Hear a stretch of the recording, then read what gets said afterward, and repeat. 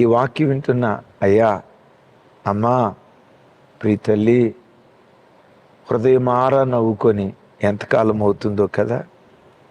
నీ పెదాల మీద చిరునవ్వు నవ్వి ఎన్ని దినాలు అవుతుందో కదా.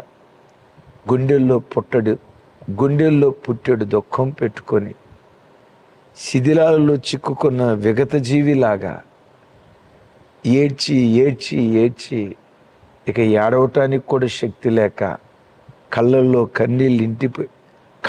కన్నీళ్ళు ఇంకిపోయి నోటి నిండా ఏడ్పు, గుండెల నిండా దుఃఖం పెట్టుకొని వాక్యం వింటున్నావా? విశ్వసించు. మాట్లాడుతుంది నేను కాదు.